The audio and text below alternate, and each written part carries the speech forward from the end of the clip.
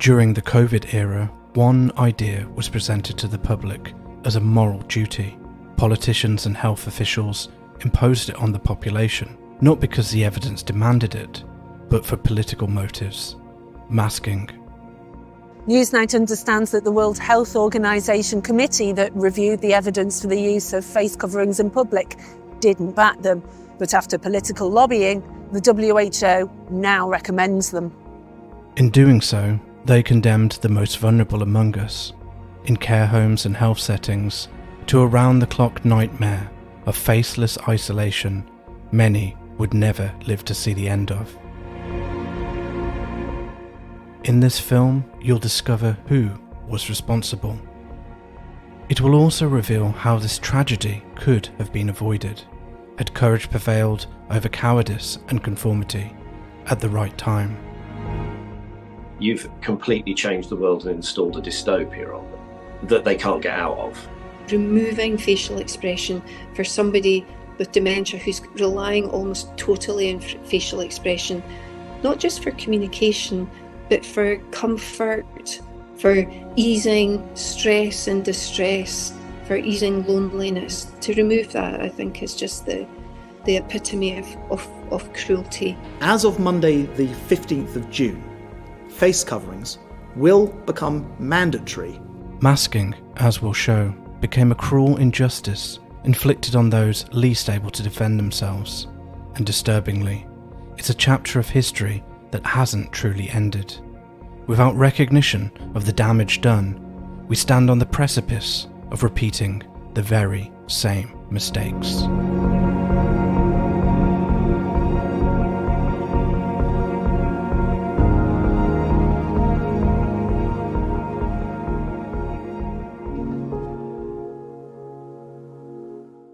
At the UK's official COVID inquiry, Dame Jenny Harries, boss of the UK Health Security Agency, made a series of incredible admissions in her written evidence about the limited value of masking.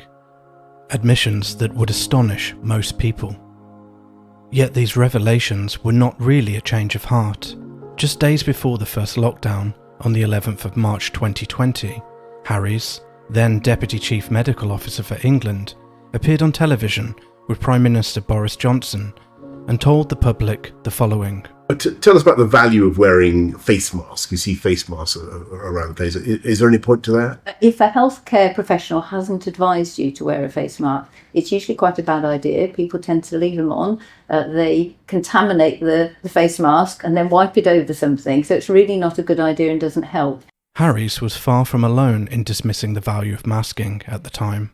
In terms of wearing a mask, our advice is clear that wearing a mask if you don't have an infection really reduces the risk, almost none, not at all. So we do not advise that. I was on the phone this morning to a colleague in Hong Kong who's a professor there, who's done the evidence review for the World Health Organization on face masks. And we're of the same mind that there is no evidence that general wearing of face masks by the public who are well affects the spread of the disease in our society. Yes, it is true that we do see very large amounts of mask wearing, particularly in Southeast Asia. But we have always seen that for many decades, and it is entirely wired into some cultures that masks are worn quite frequently. So it's very different. But in terms of the hard evidence and what the UK government recommends, we do not recommend face masks for general wearing by the public. How is wearing a mask counterproductive in public? I think a couple of ways, maybe even three. One is, as you say, the suggestion is that people could even make their own masks and its clothing and that sort of thing, which doesn't really provide much protection. Secondly, the way that people take it off can sometimes do the reinfection. Thirdly, that it can provide a false sense of security. The evidence on face masks has always been quite variable, quite weak, quite difficult to know exactly, and there's no real trials on it. The experts were so united in their anti-masking stance that the ASA, the Advertising Standards Agency, banned the adverts of two companies for misleading claims that their face masks would protect against coronavirus. NHS Medical Director Professor Stephen Powers applauded this move, stating, "Callous firms that look to maximise profits by pushing products that fly in the face of official advice is outright dangerous and has rightly been banned." Then, all of a sudden, everything changed. As of Monday the 15th of June, face coverings will become mandatory on public transport. That doesn't mean surgical masks, which we must keep for clinical settings. It means the kind of face covering you can easily make at home. A day later, the government announced that staff would be required to wear surgical masks and visitors and outpatients so-called face coverings in all NHS hospitals. Masking became the norm in health and social care facilities for at least 2 years and proved hard to shift. Even nearly 5 years later, as of early 2025, some hospitals in England were still attempting to impose their own mask requirements on staff and visitors. Many professionals in the medical field recognised it was ridiculous from the start. Dr. Tony Hinton, a surgeon with 30 years of experience, was amongst them. Even the Danish mask study, where they taught people how to use the masks, gave them a box of clean masks to use every day and change every 4 hours, that showed no benefit from masks. I think the masks there are for two reasons. Some people like to use it as a virtue signalling, to say they're nicer people than some other people. I've never worn a mask outside work, not ever, not anywhere, because it's scientific nonsense and I won't kowtow to it. Well, I just thought it was completely ridiculous because even in healthcare settings, we generally don't wear masks, only for very specific problems that we have. So, for instance, one of the things that kept coming up during COVID was, well, if masks don't work, why do surgeons wear them? Well, yes, if I'm operating on a patient where there might be patient's body fluids or blood splashing in my face, yeah, I'll wear a mask. And I'll also wear a large pair of glasses to protect my eyes. There's only very limited reasons why healthcare staff wear a mask, and it's generally to protect themselves from body fluids and blood. It's not to protect themselves from a virus floating around in the air. It won't do that. In the surgical mask, the holes in the surgical mask are about 1,000 times bigger than a virus particle. So there's no way any of those masks stop a virus going through from one side to another. They were completely pointless. So what's going on? The debate is deeply political. Newsnight understands that the World Health Organization committee that reviewed the evidence for the use of face coverings in public didn't back them. But after political lobbying, the WHO now recommends them. BBC Newsnight science correspondent Deborah Cohen tweeted about the political lobbying behind masking policies, though the tweet has since been deleted. Was she pressured to backtrack? Was she herself a victim of the kind of political lobbying she reported on? Back in the summer of 2020, while most of the public were experiencing mask wearing for short periods, they probably considered it an unpleasant inconvenience. Few ever considered that for vulnerable people in healthcare settings, and particularly in care homes, compulsory masking of them and everyone around them had created a dystopian reality they were unable to escape. Overnight, smiles, connection, and human warmth were removed. As a former inspector and director of care homes, now self-employed as a consultant in the industry, Simon Cavadino visits around 100 care homes every year. And he saw very quickly that the masks just weren't working. So I suppose that was my epiphany on masks. I thought, these aren't working. And I've seen this with my own eyes, not just in one place, but all over the place. You had the care home managers and the staff going, well, we're all wearing the masks. And so we've all got COVID, and the residents have all got COVID, and well, that doesn't make any sense, does it? And I thought, no, it doesn't make any sense. With little upside, the downsides of masking come much more starkly into focus. The mask mandates emboldened the various infection control departments from the local councils who basically go into care homes and do infection control work. It emboldened them to start acting in some cases like the Stasi. They turned up at care homes doing infection control inspections and sort of dramatically reporting homes where a staff member was seen wearing a mask under their chin or under their nose or something like that, as all these places where people could die. Outbreaks were blamed on care home staff and management, with the incorrect assumption that COVID-19 could only have got into the home if there'd been some breach of PPE and masking. So they were based on this ludicrous assumption that it worked. By the time that the masks were off, everybody was heartily sick of it. And you wouldn't meet anybody in a care home that when they knew they were talking to someone safe wouldn't say, no, they're nonsense, they don't do anything, but we have to wear them. Why would you want anything to ever continue that has no appreciable upsides and only downsides? And the only upside appears to be that certain people can signal to other people about how much they're doing in order to fight something. Valerie Nelson, an approved healthcare practitioner and trainer with a local authority, notes the total lack of any risk assessment analysis when it came to masks. Lockdowns, mask mandates were all implemented with a total void of benefit risk analysis, and that is hugely dangerous. And I expected my social work colleagues to recognise that where there was a benefit risk analysis, that is what social workers do. That is our area of expertise. But it was totally absent, and nobody seemed to be able to respond to that concern. Where is the evidence of the benefits of masks outweighing risks? It's just not there. And it can't be done, because I think it's so clear in the evidence that masks are ineffective and downright dangerous. Beyond the lack of effectiveness of masking, the psychological damage of being in a completely masked environment was particularly profound for residents of care homes. Very experienced care home manager said to me, I hate it when people in infection control departments say things like, it's only a mask, what's the downside? They clearly have never worked here, or they wouldn't say anything so unbelievably stupid. Old people basically don't know who's looking after them when they're wearing masks. That must have been terrifying. And I witnessed this. Let me give you one example. Old people, especially those living with dementia, can't recognise their own families sometimes. You've got vulnerable people who've died frightened, confused and alone because people have been wearing masks.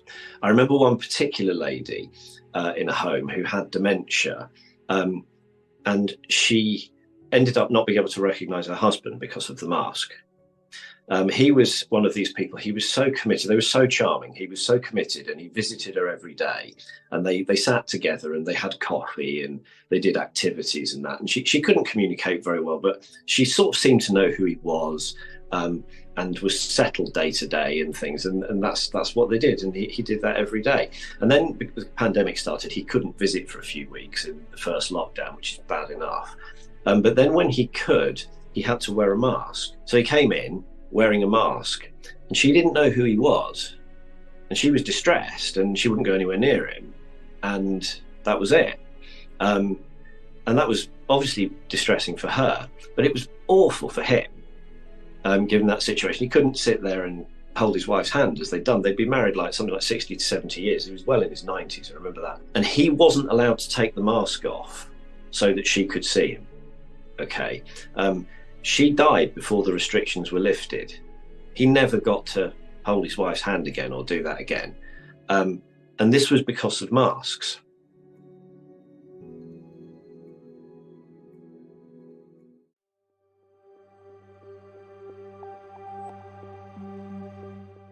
There are managers everywhere who said to me, I can't prove this, I have no data, but we just saw people give up during the pandemic. So that was partly due to not being able to see their families. It was partly due to not being able to see their families' faces. Someone texted me and went, the masks are coming off. And I was like, shut up. I got loads of messages, all of which said the same thing. We're so happy. Isn't this great? I can't believe it. happy, joy, happy Christmas, everybody. You know, I mean, there wasn't much to it. My favourite message said, I went into the lounge and told the residents we could take the mask off. They all clapped and cheered, and then some of them cried, and then I cried. It was so wonderful and such a relief. And I'll be honest, I even slightly feel like welling up reading that message. And that will have gone on in care homes up and down the country.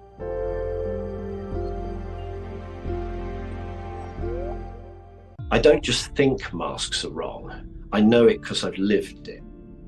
And I will say I've lived it. I've watched people live it.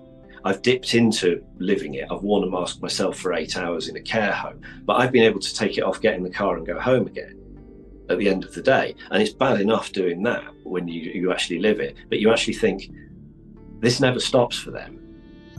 Morning, noon and night, this carries on. I've just had 8 hours of this and I'm heartily sick of it. When people wear masks on a continuous basis, it harms them and it harms the people around them.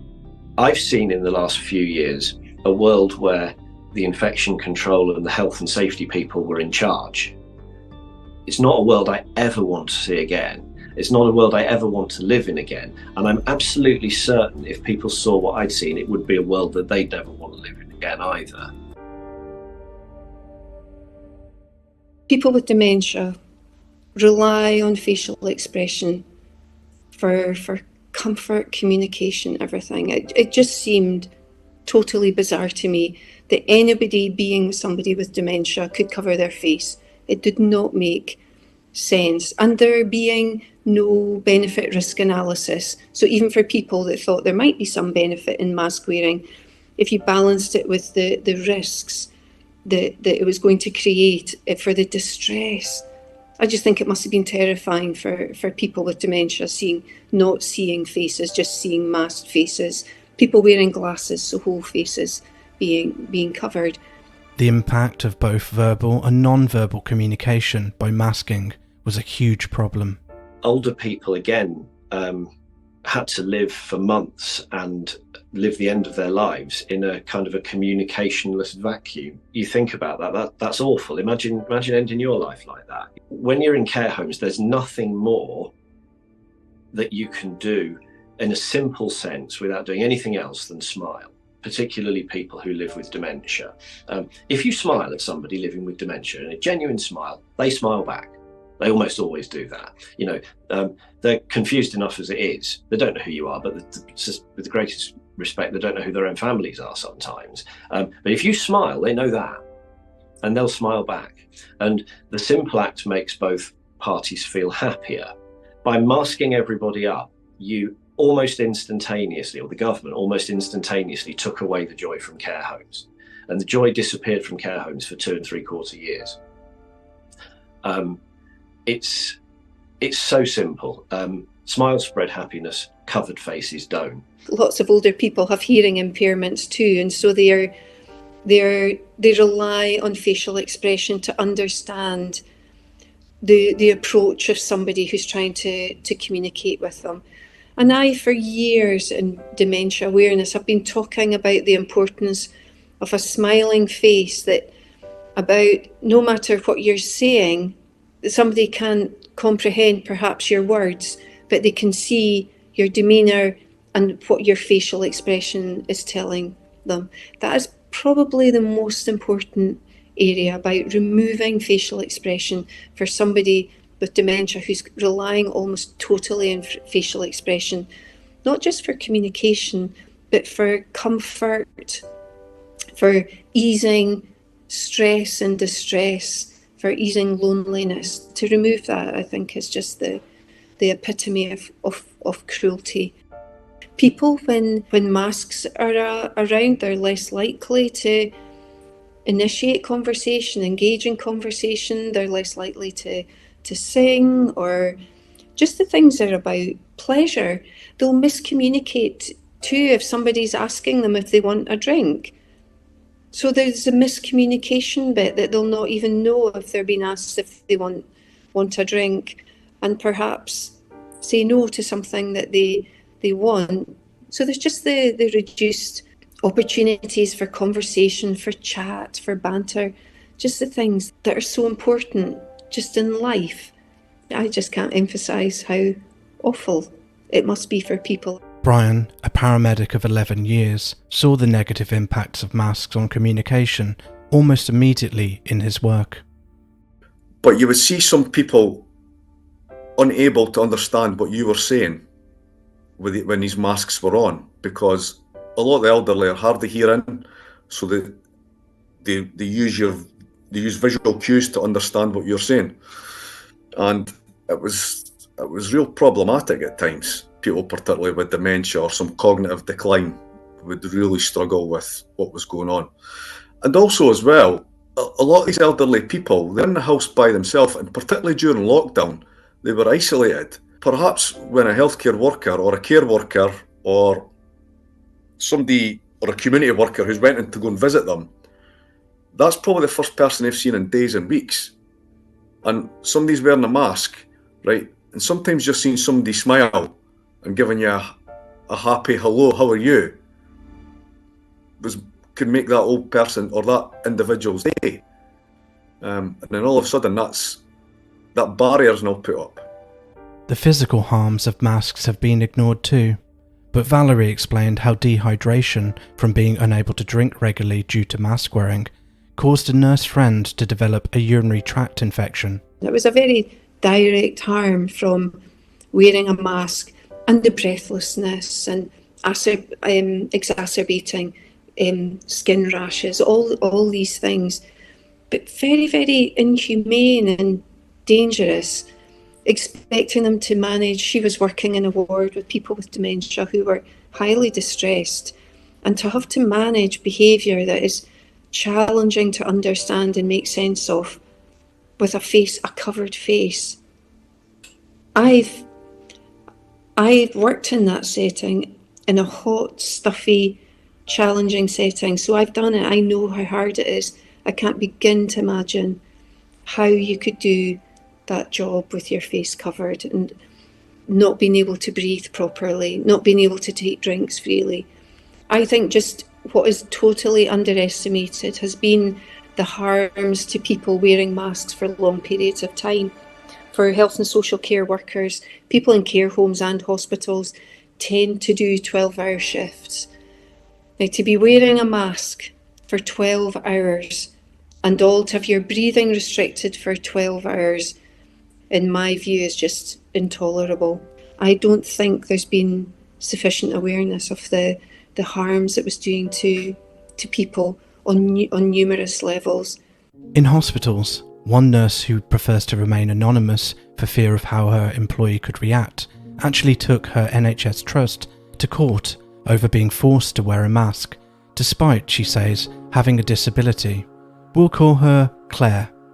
Forced to work in a mask for 8 hours a day, Claire experienced physical problems she said made her care for patients unsafe.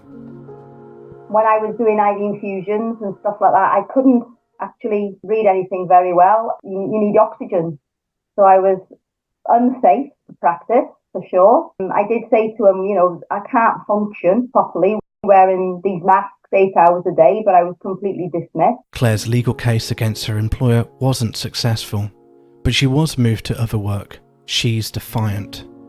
Just waiting for them to come back up to me and say, I need you to wear a mask again. I'm just going to say, I'll take you to court again.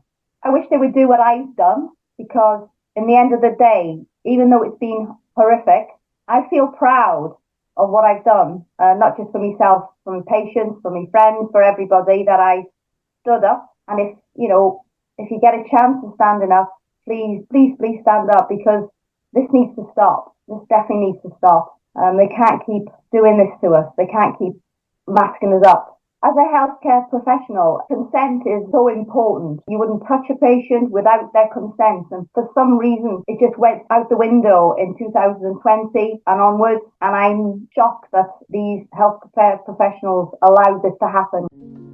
What will it take for the suffering caused by masking in health and social care to be officially acknowledged? And what can be done to prevent it in the future? Few members of the public are even aware that a Scottish COVID inquiry happened, but it has been far more open and impartial than the UK's main COVID inquiry. Alison Walker, a former BBC presenter, had both of her parents residing in care homes in 2020. She told the Scottish Inquiry about the role of masking in her parents' decline. If you're surrounded by a group of people 24/7 wearing masks and you don't see people smile for up to 2 years, what kind of effect is that going to have on your mental health and well-being? And they're wearing masks, some care homes are still wearing masks. Surrounding residents of care homes with people wearing masks for such a long period had a huge impact on them. This in conjunction with isolating them from their loved ones and everything they know was catastrophic. Susanna Napier, a social care worker and union representative, told the Scottish Inquiry about the physical symptoms she and her daughter endured as a direct result of prolonged mask wearing. I've never in my life ever had sinusitis before, and I had it really, really badly and still at times suffer for it. I feel that had a real detrimental effect to myself, and I know that there are even people within my family are suffering from it. Regular sinusitis now.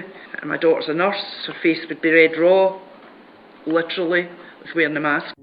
But patients and staff in health and care settings aren't the only ones damaged by this. Respect for institutional science has rightly taken a hit, as Professor Peter Horby told the UK COVID Inquiry.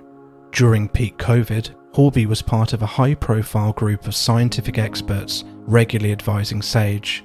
He told the Inquiry that the group had previously examined the issue of face masks and, taking a strict scientific approach, concluded that the evidence supporting their effectiveness was weak. Sorry, I'm not following Sir Peter. If there's a possible benefit, what's the downside? That you are making a population-wide recommendation based on weak evidence, which may weaken trust in your scientific independence and integrity. But why would scientists and health bureaucrats force the public to wear face masks on pain of fines if they knew the evidence didn't support this extreme measure? The most obvious explanation is that forcing the public to wear masks was a highly visible way to be seen to be doing something. But in creating their own feedback loop of fear inflation, it almost became impossible to take the masks off again, even though, as Simon Cavadino explains, there was actually nothing to stop the care homes from doing so at any time. There's never been any guidance from the Health and Social Care Act that has mandated the wearing of masks in care homes from July 2021, which was when the coronavirus laws were retired, if that's the right phrase, when there was that opening up stage, as it was called. And at that point, there were no laws ever that you had to wear a mask in a care home. But the Department of Health guidance basically said that there should be, I think the phrase was universal masking, which basically means everyone wears a mask all the time. But that was guidance and not law. As far as I was concerned, they could write a risk assessment, much like the example I was talking about earlier, or the examples I was talking about earlier of someone who can't hear, for example. Well, we can take the mask off and talk to them because then they can hear. That promotes their well-being. There's a very important point of consent as well, which is that most people would have said, I'd rather you take the mask off. They understand what they're doing. So, okay, they've asked us to take the mask off. We will do that. We understand that there's an increased risk of infection, even assuming that that was the case, but let's go with that for now. And because we're trading off one thing against another, we've decided that it's worth the slightly increased risk of getting infection in order to promote that person's well-being. To be fair to the Department of Health guidance, it actually said that, and it invited care providers to do that. No one did. No one did, because of the opprobrium. Even when I explained it to them, that this was the legal position, and if anybody came for you, this would be legally bomb-proof. People would say, oh, yeah, no, all right. I'm talking about senior directors here who I wrote this to in clear terms, and they read it and they go, well, yeah, okay, we know you're right, but there's the political dimension. I thought, well, yeah, there is the political dimension, you're right. But as far as the regulations were concerned, there was never any need for people to, universally wear masks in care homes. I wanted the big providers to to take this on in 2022 and say, we can see the harm it's causing now. We don't think there's any appreciable benefit, or even if there is a little bit of appreciable benefit, we don't think it's worth the harm it's causing. And so therefore we're going to write our own risk assessments and our masks are going to come off. And if the big providers had done that, the little providers would have gone, and like the fall of the Berlin Wall, it would have been done in 3 days, and that would have been the end of it. Valerie Nelson agrees that most in the care sector knew full well of the problems, but were frightened to speak out. That from my experience, the majority of health and social care workers understand the problems caused by masks, but such was the level of fear around, they were having to manage the fear of the population alongside, the government instructions, the guidance that they were given, and I think it must have been hugely difficult to manage. So that's controversial, isn't it? That if they had all clubbed together, and I suggested that at one point, if everybody got together as a group, then that would be effective of no one person standing out on their own, but that didn't seem to be an option.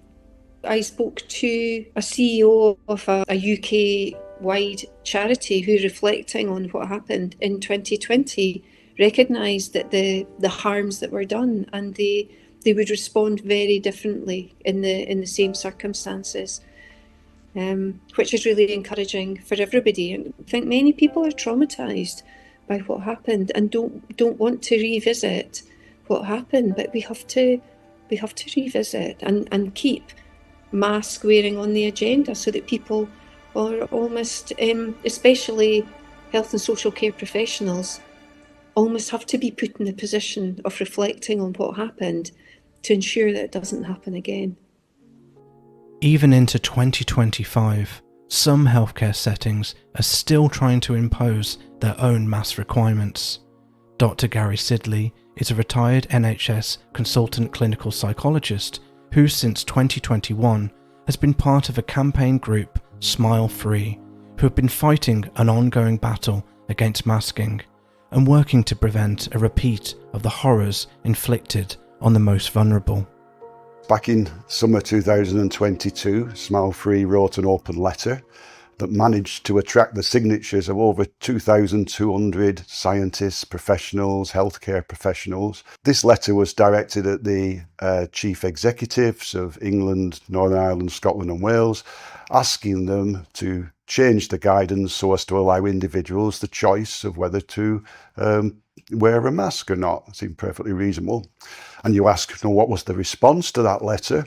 Well, the response, I would say, was rather unconvincing and a little bit comical as well in some respects. Dame Ruth May, who is the lead for infection control at NHS England, responded on behalf of the chief executive.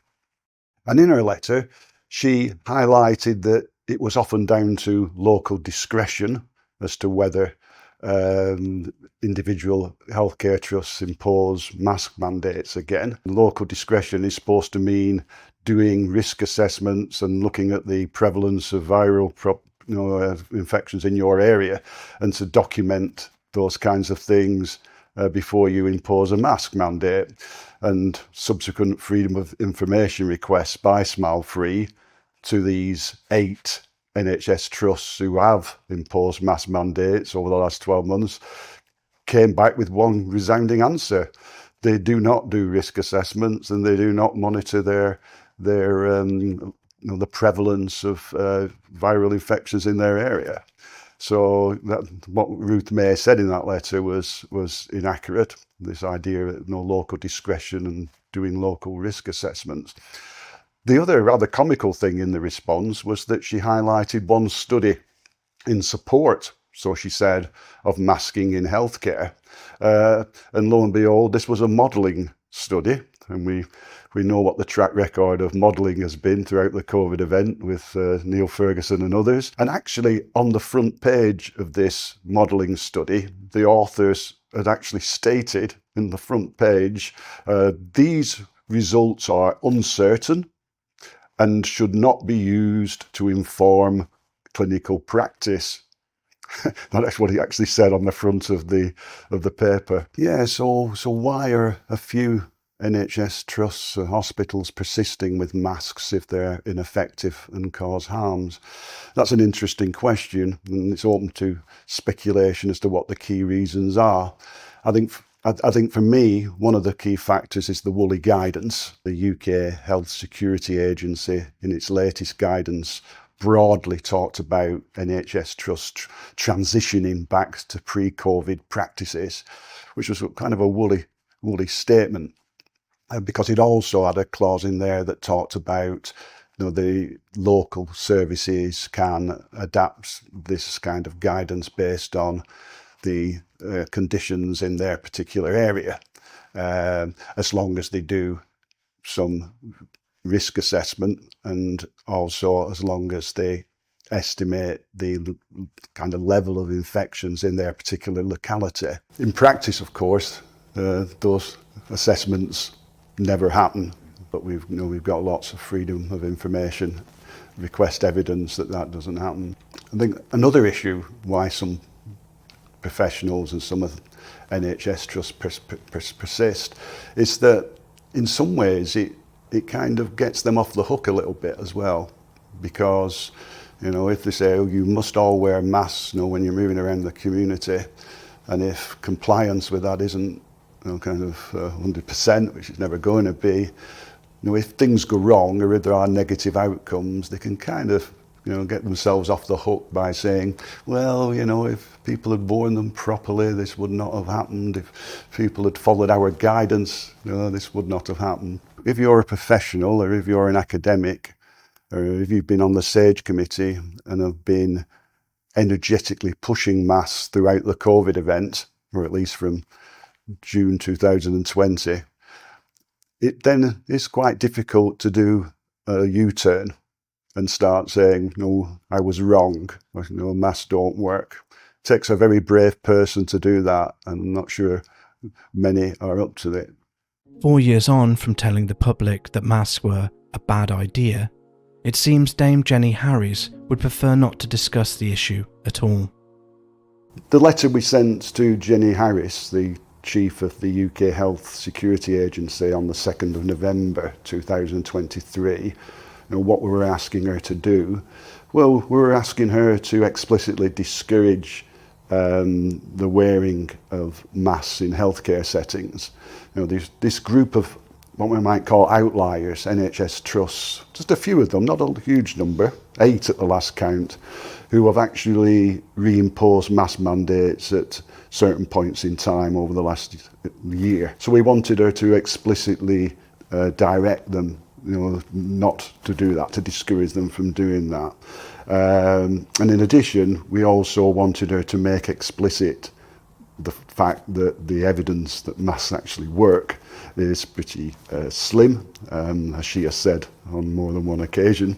And we also, importantly, because these are always ignored, we wanted her to state that masks do come with a range of potential harms, physical, social and psychological, and to make that very clear to these NHS trusts that were still persisting with their mask mandates. Up to now, despite a prompt, we've not yet received an answer from Jenny Harries to that.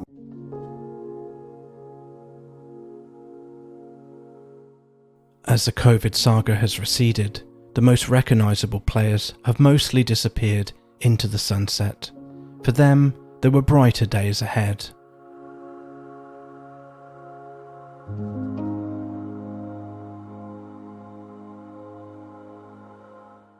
Unfortunately, many in health and social care settings were not so lucky. They ended their days with everyone around them masked. As the writer Sean Welsh put it at the time, there is a very modern assumption that to live is just the same thing as to be alive.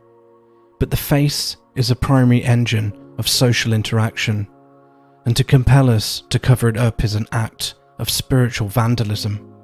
Our smiles, frowns, and other expressions remind us that we are not just bodies, but also persons, not just objects in the world, but also perspectives on the world. The reason why wearing a face mask seems strange has nothing to do with it being a novelty. It is because it is unnatural, in the sense that it goes against our nature as persons.